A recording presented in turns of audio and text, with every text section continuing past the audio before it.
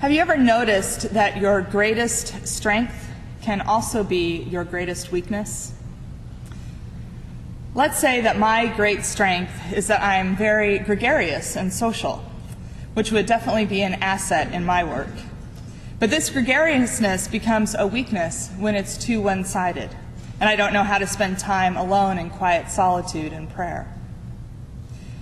Strengths and weaknesses are contextual, depending on what is needed in any given situation.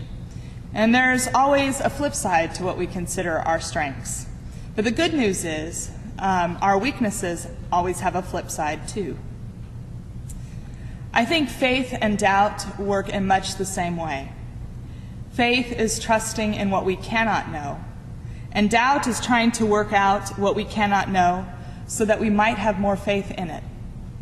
Each is the flip side of the other, and neither one is a strength or a weakness, right or wrong. Rather, they are in relationship with one another, and there is a tension between the two that keeps us engaged. Faith gets into trouble when it leans away from doubt and toward certainty. With certainty, there is no room to move. With certainty, our faith is on our terms and not in relationship with God.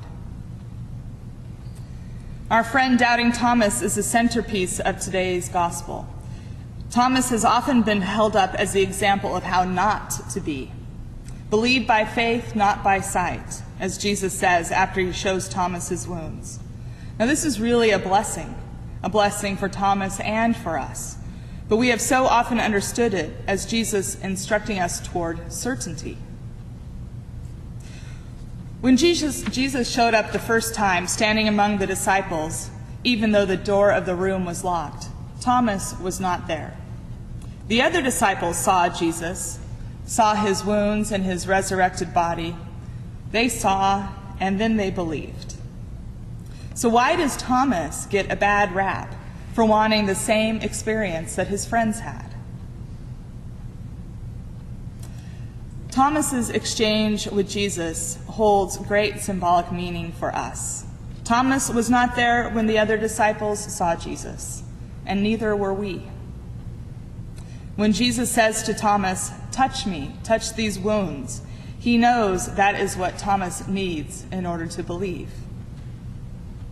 Thomas is a bridge between the event of the resurrection and the countless generations of Christians who will struggle with their faith and doubt in light of the fact that we weren't there. Thomas helps us connect our doubt and faith experience with a compassionate, loving Christ who says, "Here, touch me, see and believe."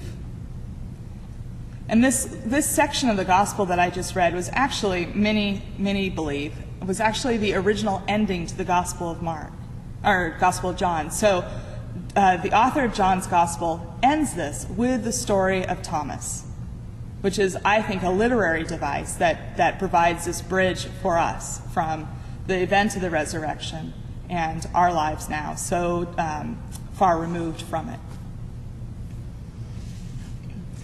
Yesterday, I co-officiated at the burial service of Sam Arasassian, who's been coming to Epiphany for a few years now. He and his wife started out coming together, but because of mobility issues, we haven't seen him in a few years. Sam has a wonderful family, and his oldest grandson gave a beautiful eulogy. He spoke of his grandfather's accomplishments in the world and his great love of his family. Now, Sam and his family are from Sri Lanka, and he served in a top government position there for many, many years. He was ready to retire, and the political situation in Sri Lanka changed, and he and his family had to leave, and I gather they had to leave in a hurry.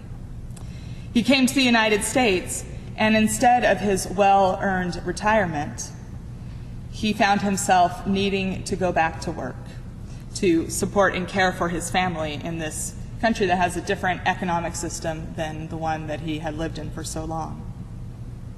Sam was a man of profound faith, not certainty, but faith. At the service yesterday, as I listened to his family tell Sam's story, I thought, this is how we can see and come to believe. a man who was exiled from the land he was born and raised in, that he served for so long in this top government position, whose life took such a turn when he had to leave. He had every reason in the world to blame God, to turn his back on his faith, to be angry, resentful, and bitter. I mean, think about what makes us angry and resentful and bitter.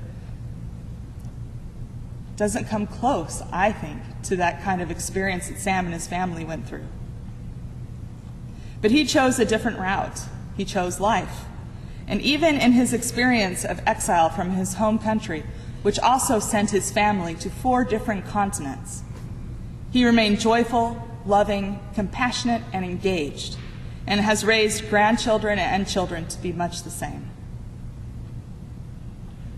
When Jesus says to Thomas, "Come, touch my hands, put your fingers in my side, see the wounds and see how I am alive, here, right now," he is also saying it to us. Jesus is saying, "Come, touch the wounded body of Christ in the world, put your fingers in its side, see it in lives like Sam's, whose exile and suffering became life and joy and grace. See it in your own life, when your losses and suffering are transformed into life and grace."